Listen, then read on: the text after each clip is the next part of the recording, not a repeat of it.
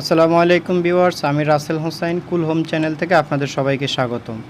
তো আমরা আজকের ভিডিওতে দেখাবো কিভাবে একটি এসি মাস্টার সার্ভিসিং করবেন। তো এই ভিডিওটা আমরা আগেই বলেছিলাম, আমাদের ভিডিওটি আমরা দুই ভাগে ভাগ করেছি, পার্ট 1 এবং পার্ট 2। পার্ট 1-এ আমরা দেখিয়েছি একটা ইনডোর কিভাবে খুলে মাস্টার সার্ভিসিং করে আবার নিজে নিজে ফিটিং করবেন সেই বিষয়ে। আর পার্ট 2-তে আমরা দেখাবো কিভাবে একটি আউটডোর ইউনিট খুলে এবং সার্ভিসিং করবেন এবং ফিটিংস করবেন। তো চলুন শুরু করা যাক। তো আমরা এসির টপ কভারটি খুলে নিয়েছি, এখন আমরা পার্ট টু পার্ট খুলে নেব। তো আমাদের চ্যানেলটিকে যারা সাবস্ক্রাইব করেছেন তাদেরকে অসংখ্য ধন্যবাদ। যারা এখনও সাবস্ক্রাইব করেননি তারা সাবস্ক্রাইব করে দিবেন, যাতে নতুন ভিডিওগুলো পৌঁছে যায় আপনার মোবাইলে।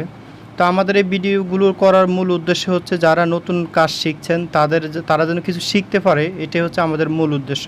তো যারা কাজ শিখছেন তারা এই ভিডিওগুলো না টেনে পুরো ভিডিওটি দেখবেন, তাহলে আপনারা অনেক কিছু শিখতে পারবেন। যদি আপনারা স্কিপ করে যান, টেনে যান, তাহলে অনেক কিছুই বাদ পড়ে যাবে, তাহলে আর দেখা যাচ্ছে আপনি বুঝতে পারবেন না কী শিখছেন, আপনারা নিজেরাই বুঝতে পারবেন না। যদি পুরো ভিডিও প্রথম থেকে শেষ পর্যন্ত দেখেন তাহলে একটা জিনিস বুঝতে পারবেন। তো আমরা কভারগুলো খুলে নিচ্ছি, স্ক্রুগুলো আপনারা দেখে নেন কীভাবে খুলছি, কোন ফাটের পর কোন ফাট খুলতে হবে, এই সিস্টেমটা দেখতে হবে।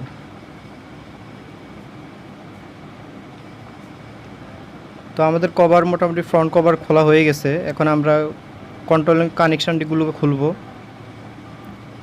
তো আগেই বলে রাখি, আমাদের এই কোম্পানির এসির যে ব্র্যান্ডটি রয়েছে, কোম্পানিটি রয়েছে, এটি হচ্ছে আমেরিকান এয়ার। তো এই এসিটি হচ্ছে আপনার হট অ্যান্ড কুল, এটি ঠান্ডাও হবে গরমও হবে। তো কানেকশানগুলো ওইভাবেই করা আছে। তো আমরা ফ্যানের কানেকশানটি খুলে নিয়েছি, এখন এখানে আর্থিনের একটা কেবল রয়েছে, ওই কেবলটি খুলে নিচ্ছি। তারপর আমরা ফ্যান মোটরটি খুলে নিব এখন।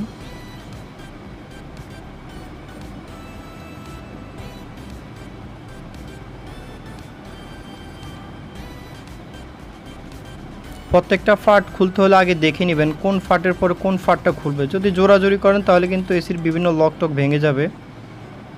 এখানে পুরো কাজটা হচ্ছে কৌশলের কাজ, এখানে শরীরের জোর দিয়ে কাজ করলে চলবে না। আমরা ফ্যানটা খুলে নিয়েছি, এখন আমরা কম্প্রেসারের কানেকশনটি খুলব। কম্প্রেসার থেকে তিনটে কেবল আসছে, একটা হচ্ছে কমন, রানিং, স্টার্টিং। তো কোন জ্যাকটা কোথা থেকে খুলছেন এটা একটা মার্কিং করে রাখবেন। আর যদি আপনি এটা জানা থাকে তাহলে তার মার্কিং করার প্রয়োজন নেই। ক্যাপাসিটারের দুই প্রান্ত থেকে দুইটি কানেকশন যাবে, একটি হচ্ছে কমন, একটি হচ্ছে রানিং। আর কমন যে কানেকশনটি সেটা আপনার এমসির আউটপুট থেকে আসবে।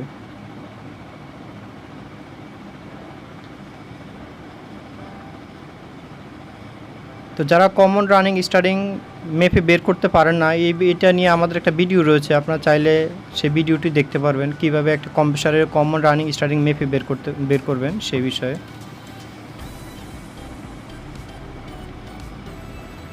আর যারা এখন আমাদের পার্ট 1 ভিডিওটি দেখেননি, তারা আগে ভিডিওটি দেখার আগে পার্ট 1 ভিডিওটি দেখে আসবেন। পার্ট 1-এর ভিডিওর লিঙ্ক আমরা আমাদের ডিসক্রিপশন বক্সে দিয়ে দিব।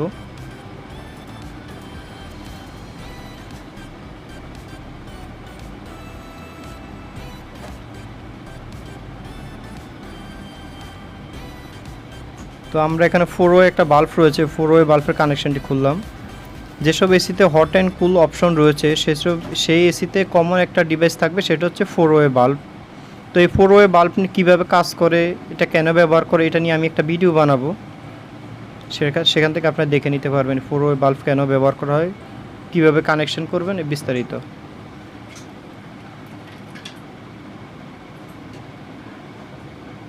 তো আমরা সার্কিটটা অলরেডি খুলে নিয়েছি, এখন অন্য কভারগুলো খুলে নিব।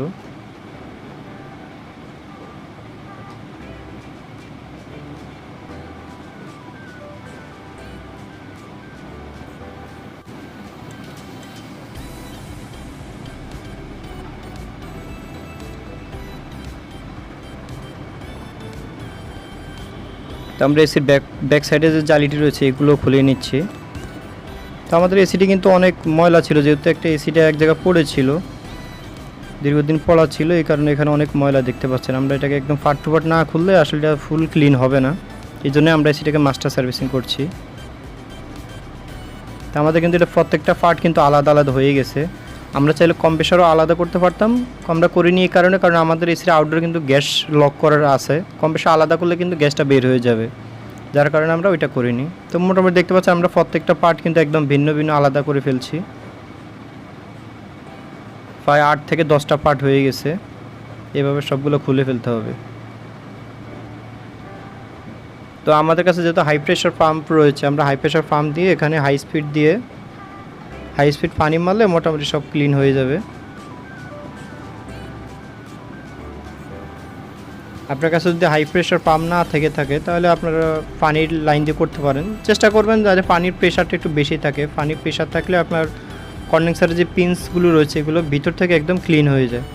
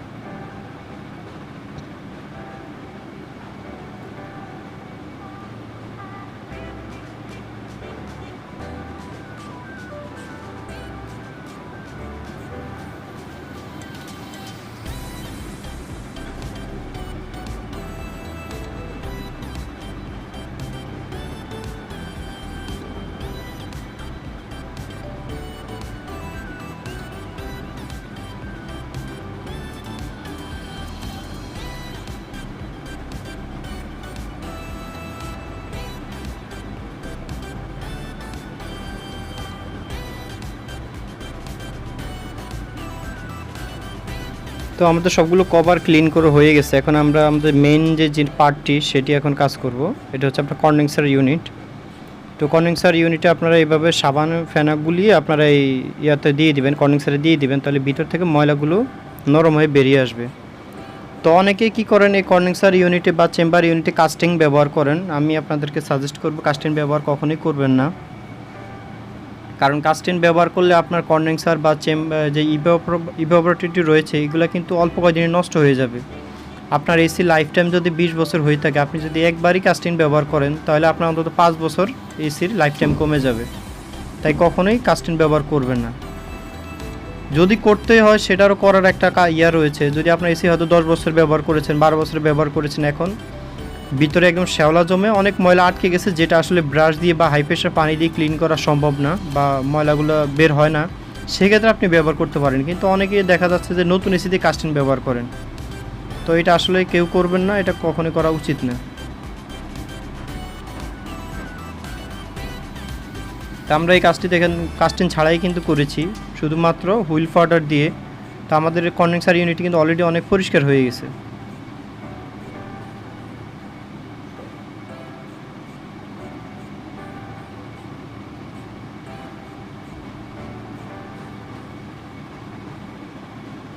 কাস্টিং ব্যবহার করলে ইনস্ট্যান্ট কিন্তু অনেক চকচকে হয়ে যাবে, পরিষ্কার হয়ে যাবে। হয়তো অনেক কাস্টমার খুশি হয়ে যায় যে আমার কাজটি কিন্তু অনেক পরিষ্কার হয়ে গেছে, সুন্দর হয়ে গেছে। কিন্তু আসলে সুন্দরের একটা সাইড এফেক্ট রয়েছে, সেটা হচ্ছে আপনার এসি লাইফ টাইমটা কমে যাবে।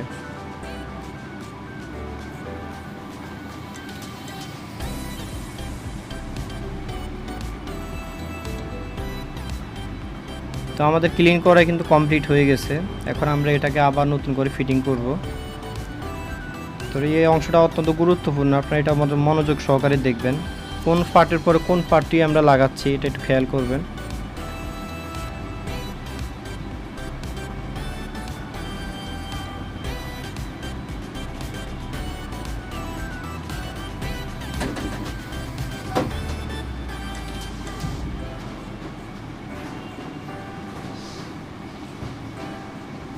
তো কোনো একটা স্ক্রু যাতে না বাঁচে, প্রত্যেকটা স্ক্রু যেখানে খুলছেন সেখানে আবার লাগাবেন।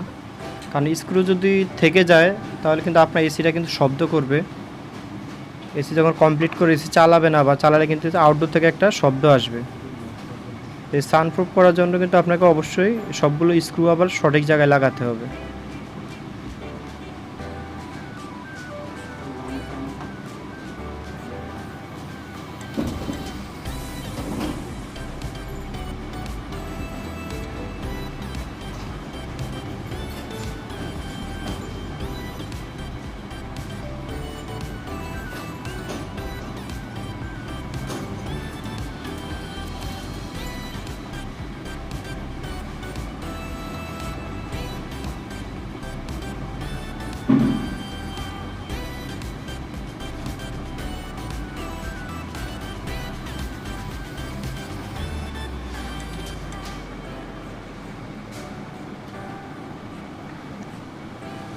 তো আমাদের ব্যাক সাইডটি কিন্তু কমপ্লিট হয়ে গেছে, ব্যাক সাইডের কভারগুলো আমরা লাগিয়ে নিয়েছি।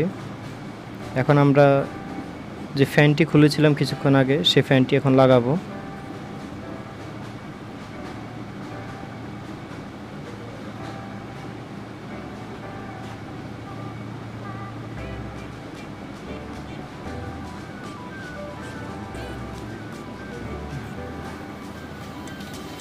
তো আমরা ফ্যানটি লাগানো হয়ে গেছে, লাগানোর পর একটু ঘুরিয়ে দেখবেন ফ্যানটি কোনো জায়গায় আটকায় কিনা। তারপর এখন আমরা লাগিয়ে নিব হচ্ছে সার্কিট বক্সটি, যেখানে ক্যাপাসিটর বা কানেকশন জাংশন বক্স রয়েছে, কানেক্টর রয়েছে।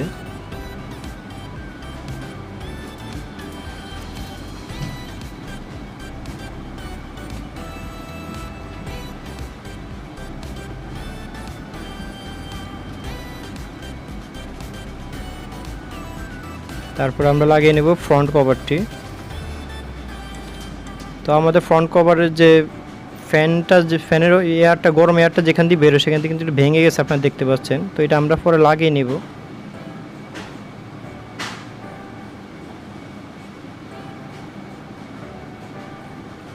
তো মোটামুটি আমরা তো চারপাশে কভার শেষ হয়ে গেছে, কভার সবগুলো লাগানো হয়েছে। এখন আমরা কানেকশন করব। তো এখানে দেখতে পাচ্ছেন এখানে কম্প্রেসারের একটি কেবল রয়েছে, এখানে তিনটা রয়েছে, তিনটা জ্যাক রয়েছে। ক্যাপাসিটার দুই প্রান্তে দুইটা লাগাবো, একটা কমন, একটা রানিং, একটা স্টার্টিং এবং একটা রানিং। আর কমনটি লাগাবো আমরা এমসির মধ্যে, আপনারা দেখতে পাচ্ছেন আমরা লাগিয়ে নিয়েছি। তারপর এখন আমরা ফ্যানের লাগাবো। ফ্যানের যেহেতু একটা জ্যাক ছিল, আমরা জ্যাকটা আবার সঠিকভাবে লাগাই নিলে হয়ে যাবে। এখানে কমন, রানিং, স্টার্টিংয়ের কোনো ঝামেলা নেই। এগুলো লাগানোর পর এগুলো সুন্দরভাবে একটু ড্রেসিং করে কেবলটাই মেরে দিতে হবে, যাতে ভাইব্রেশনে কোনো কেবল শর্ট সার্কিট না হয়ে যায়।